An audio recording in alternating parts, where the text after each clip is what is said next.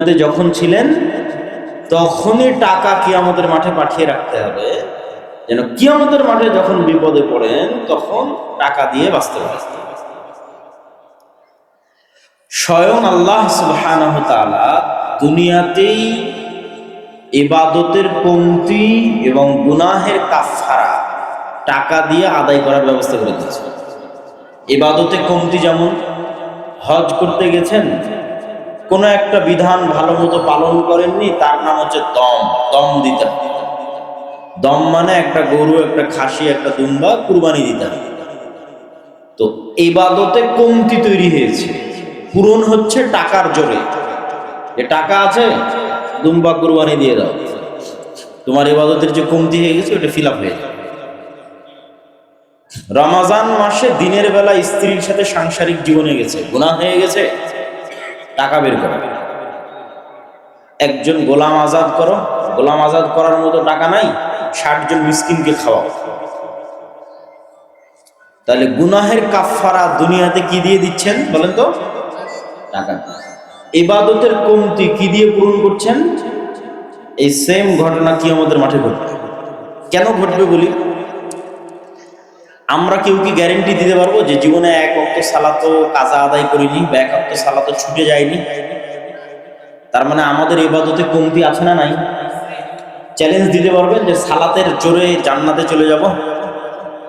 এই চ্যালেঞ্জ দিতে হলে তো শতভাগ সালাত লাগবে। ধরেন কেউ পাওয়া গেল বাংলাদেশ পঞ্চগড় মিলে যে জীবনে ফরজ হওয়ার পর এক ওয়াক্ত সালাতও মিস দেয়নি, তো ওই প্রত্যেক ওয়াক্তে সালাতের প্রতি সেকেন্ডে আল্লাহকে স্মরণ রাখতে পেরেছিল না দুনিয়ার কথা মনে পড়েছিল, এর গ্যারেন্টি দিতে পারবে যে সালাতটা আমি শতভাগ বিশুদ্ধ আদায় করেছি, মানে বিশুদ্ধতাতেও শতভাগ, এই গ্যারেন্টি দিতে পারবে না। তাহলে ইবাদতের দাপটে মানুষের ক্ষমতা নাই জান্নাতে যাবে, খুব ভয়ঙ্কর। দুই, কোন মানুষ দাবি করতে পারবে না যে আমি নিষ্পাপ। রাসূল সাল্লাল্লাহু আলাইহি ওয়াসাল্লাম হাদিসে বলে দিয়েছে, কুল্লু বানি আদম খাত্তা ওয়া খায়রুল খাত্তাইনা আত-তাওয়াবুন, সব আদমের সন্তান পাপী। তাহলে কেউ বলতে পারবে না জোর করে যে আমি নিষ্পাপ, অতএব জান্নাতে আমি যাবই। বলতে পারবেন নাকি কেউ যে আমি নিষ্পাপ, অতএব জান্নাতে যাবই? তাহলে পাপ মুক্ত দিয়ে জান্নাতে যাওয়ার গ্যারেন্টি আদম সন্তান দিতে পারছে না।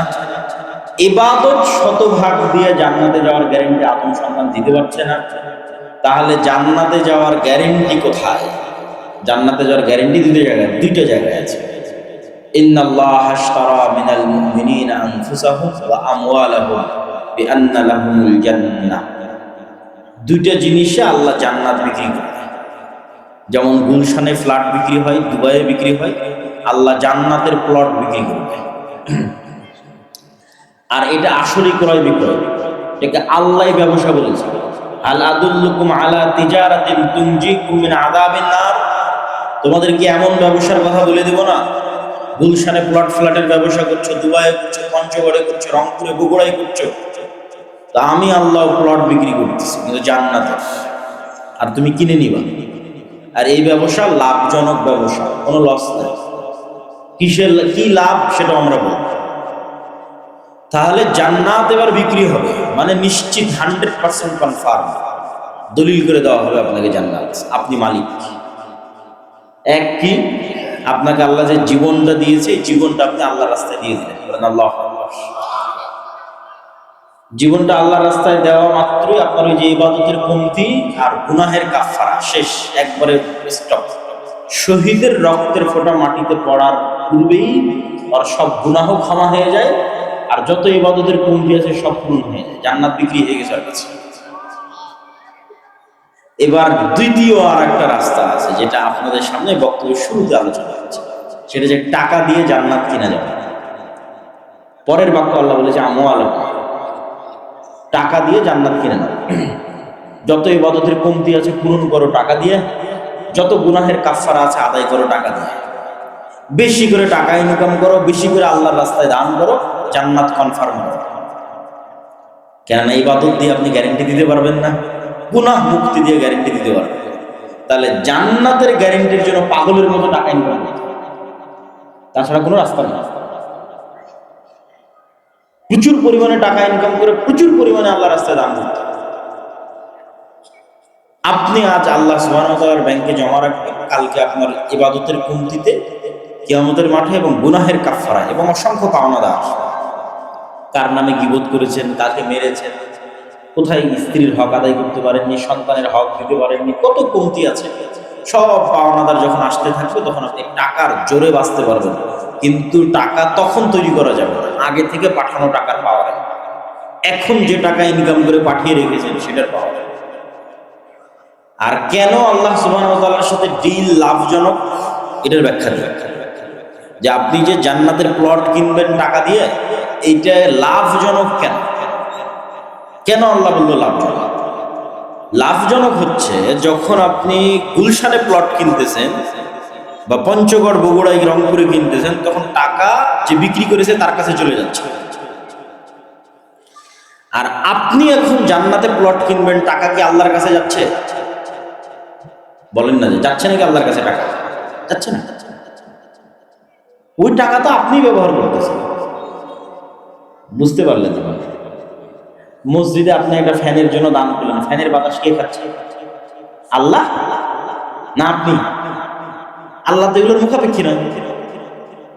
আপনি আপনার গ্রামের 50টা গরিব মানুষকে খাওয়ালেন, টাকা খরচ করলেন খাওয়ানোর জন্য, ওই খাবারটাকে আল্লাহ খাচ্ছে? কে খাচ্ছে? আপনার ভাই, আপনার আত্মীয় স্বজন, আপনার পাড়া প্রতিবেশী খাচ্ছে। আল্লাহ তো এগুলো থেকে অমুখাপেক্ষী, আল্লাহ তো এগুলোর কোনো প্রয়োজন নেই। তাহলে কি পরিমাণ লাভজনক ব্যবসা! এর চেয়ে লাভজনক ব্যবসা পৃথিবীতে নেই। যিনি আপনাকে দিচ্ছে প্লট, উনি কিছু নিবে না। আপনি যে টাকাটা দিচ্ছেন, ওই টাকা দিয়ে যে মাদ্রাসা হচ্ছে, ওই মাদ্রাসায় আপনার ছেলেই পড়ছে। ওই মাদ্রাসায় যে চাকরি করছে, ওটা আপনার গ্রামেরই কেউ চাকরি করে ওখান থেকে টাকা ইনকাম করছে। মসজিদে যে এসি লাগাচ্ছেন, ওটা ঠান্ডা বাতাস আপনিই খাচ্ছেন। আপনি যে গরিব মিসকিন আত্মীয় স্বজনের বাড়িতে গোস্ত দিচ্ছেন, ওই গোস্ত আপনার আত্মীয় স্বজনই খাচ্ছেন। কুরবানি করছেন, কুরবানির গোস্ত আপনিই খাচ্ছেন। মাঝখান থেকে ফাও ফাও ফিরি ফিরি আল্লাহ আপনাকে জান্নাত দিয়ে দিচ্ছে। বলেন আল্লাহু আকবার। এই জন্য এটা লাভজনক। আর মানুষের সাথে যত লেনদেন হচ্ছে, এই লেনদেন এতটা লাভজনক, কারণ ওখানে টাকা তো যাকে দিচ্ছেন সে তো নিয়ে চলে যাচ্ছে। আর এখানে আপনি টাকা যার নামে দিচ্ছেন তিনি তো নিচ্ছেন না, ওই টাকা তো দুনিয়াতেই আছে, আপনি ব্যবহার করছেন, আপনার ছেলে মেয়ে ব্যবহার করছে, পাড়া প্রতিবেশী ব্যবহার করছে, এই মিরগড়, এই মিরগড়ের মানুষ ব্যবহার করছে। 2 নম্বর যেটা সবচেয়ে বড় লাভ আল্লাহ সুবহানাহু ওয়া তাআলার সাথে ব্যবসা, সেটা হচ্ছে আপনি ব্যাংকে টাকা জমা রাখলে ওরা 10%, 12%, 14% ইন্টারেস্ট দিক, লাভ দিক, সুদ দিক, মুনাফা দিক, হালাল হারাম যেটাই দিক একটা দেয়। এবার আপনি যে টাকা আল্লাহর কাছে তো পাঠাইতে পারলেন না, নিজেরাই খাইয়ে শেষ করে দিলেন, মসজিদ মাদ্রাসায় নিজেরাই ব্যবহার করে শেষ করে দিলেন, কিন্তু দানটা করলেন আল্লাহর নামে। আল্লাহ তার খাতায়, আল্লাহ সুবহানাহু ওয়া তাআলা ফেরেশতারা তার খাতায় লিখে নিল। তো আল্লাহ সুবহানাহু ওয়া তাআলা বলছে, এটাকে আমি, তুমি যদি 1 টাকা দান করো, এটাকে আমি বাড়াতে বাড়াতে বাড়াতে বাড়াতে 700 গুণ পর্যন্ত করে দেবো, চাইলে আরো বাড়াবো। আল্লাহ। তাহলে অল্প দান কিয়ামতের মাঠে অনেক বড় অ্যামাউন্ট হয়ে দাঁড়াবে। মুসলমানেরা জন্মগত ব্যবসায়ী জাতি, ব্যবসায়ী ছাড়া স্বাধীন হওয়া সম্ভব নয়। উপনিবেশরা এসে মুসলমানদেরকে গোলাম বানিয়েছে, চাকরিজীবী বানিয়েছে। মুসলমানেরা চাকরিজীবী জাতি নয়। লিইলাফি কুরাইশ ইলাফিহিম রিহলাতাশ শিতা ওয়াস সাইফ, এই সূরা পড়েন। পুরো কুরাইশ হচ্ছে বিজনেসম্যান, টপ টু বটম এরা বিজনেসম্যান জাতি, বিজনেসম্যান নেশন। ফলত আমাদের নবী মুহাম্মদ সাল্লাল্লাহু আলাইহি ওয়াসাল্লাম নিজেও বিজনেসম্যান, ব্যবসায়ী। চাচার সাথে ব্যবসা করতে গেছেন শামে, সিরিয়াতে। রাসূল সাল্লাল্লাহু আলাইহি ওয়াসাল্লাম যখন প্রথম মদিনায় হিজরত করলেন, তখন মদিনার সকল টাকা পয়সার মালিকানা ইহুদিদের হাতে। যেই কুয়া থেকে সাহাবীরা ওযু করবে, ওই কুয়ার মালিক পর্যন্ত ইহুদি। তাহলে কি পরিমাণ সামাজিক ইহুদিদের আধিপত্যের মধ্যে আল্লাহর নবী মদিনায় ঢুকেছে। ইহুদিদের অর্থনৈতিক আধিপত্য, ইহুদিদের রাজনৈতিক আধিপত্য, ইহুদিদের সামাজিক আধিপত্য। তো আল্লাহর নবী জানতেন যে টাকার স্বাধীনতা ছাড়া স্বাধীনতা হয় না। তো মুহাজির যারা আল্লাহর নবীর সাথে হিজরত করে এসেছিল, এরা সবাই ব্যবসা খুব ভালো বুঝে। এরা সবাই কুরাইশ। আবু বকর, ওমর, উসমান, আলী, আব্দুর রহমান বিন আউফ, জুবাইর ইবনুল আওয়াম, এরা সব ব্যবসা ভালোবাসে। তা আল্লাহর নবী মদিনার আনসারদের বললেন, তোমাদের টাকা এদের ব্যবসা, তোমরা ভাই ভাই হয়ে যাও, মুআলাত। তো এরা এত ভালো ব্যবসা বুঝতো, ওই আব্দুর রহমান বিন আউফ, জুবাইর ইবনুল আওয়াম, তারপরে হচ্ছে উসমান ইবনে আফফান, এরা অল্প 2-3 বছরের মধ্যে মিলিয়নার হয়ে গেছে, বিলিয়নার হয়ে গেছে ব্যবসা করে মদিনাতে। তো এবার রাসূল সাল্লাল্লাহু আলাইহি ওয়াসাল্লাম যখন বলছে যে এই যে কুয়া মসজিদে নববীর সামনে, উজু করব অনুমতি নিতে হয় ইহুদির কাছে, যদি অফ করে দেয় উজু করা সম্ভব নয়, পানি খাওয়া সম্ভব নয়, কে আছে এই কুয়া কিনে দিব? ওসমান বললেন, আল্লাহর নবী আমি কিনে দিব। বলেন আল্লাহু আকবার। তো ওসমান যদি টাকা ইনকাম না করতো এই কুয়া কিনে দিতে পারতো?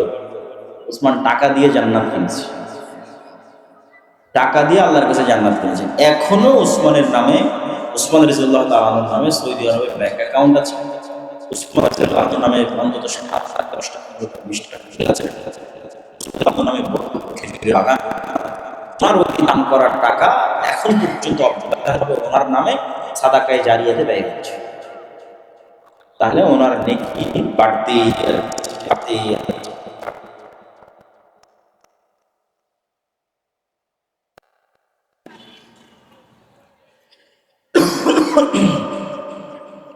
তো মুসলমানেরা এক জায়গায় স্থির থাকার জাতি ছিল না। ব্যবসা করতে হলে নির্দিষ্ট দেশ আর নির্দিষ্ট জায়গার প্রতি ভালোবাসা, এটা অলসতা।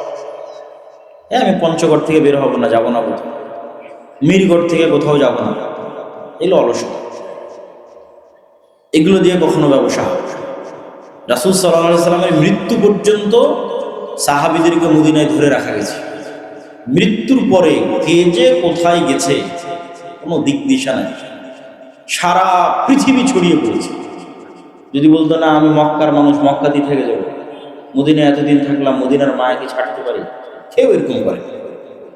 সব আল্লাহর দিন নিয়ে আর ব্যবসা নিয়ে ছুটে গেছে। যতদূর পর্যন্ত মুসলিম ব্যবসায়ী গেছে ততদূর পর্যন্ত ইসলাম গেছে।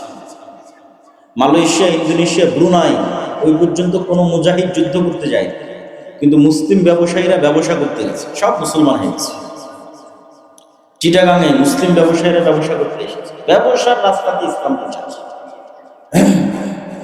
একে তো ন্যায়, নিষ্ঠা, সত্যবাদিতা, আমানতদারিতা দিয়ে মানুষকে প্রভাবিত করা যায়, যে আমি সত্যবাদী, ন্যায়পরায়ণ, আমানতদার ব্যবসায়ী। দ্বিতীয়ত টাকা দিয়ে মানুষকে প্রভাবিত করা যায়, সালাদ দিয়ে, জীবনের শান্তিতে মানুষকে প্রভাবিত করা যায়। সম্মানিত উপস্থিতি, তো আজকের মুসলমানদের অবস্থা হচ্ছে আমরা গোলাম কওম। যেটা আমার মূল বক্তব্যের বিষয়বস্তু, সেটাতে প্রবেশ করি। তার আগে আমি জানি না যে আপনাদের এখানে আবারও কেউ সহযোগিতার জন্য ঢুকবে কিনা। যদি স্বেচ্ছাসেবকরা যায় আপনাদের কাছে সহযোগিতার জন্য, তাহলে অবশ্যই পরকালে বিপদ থেকে বাঁচার আশায়, পরকালে এই টাকাটা কাজে লাগবে যখন আপনি বিপদে পড়বেন, সেই আশায় নিজের ব্যাংক ব্যালেন্সকে একটু ভারী করেন। যেই ব্যাংক ব্যালেন্সে টাকা জমা দিলে আল্লাহ বাড়াতেই থাকবে, আর কোনো লস নাই, ওই টাকা আপনারাই ব্যবহার করবেন, ওই টাকা আল্লাহর কাছে যাবে না।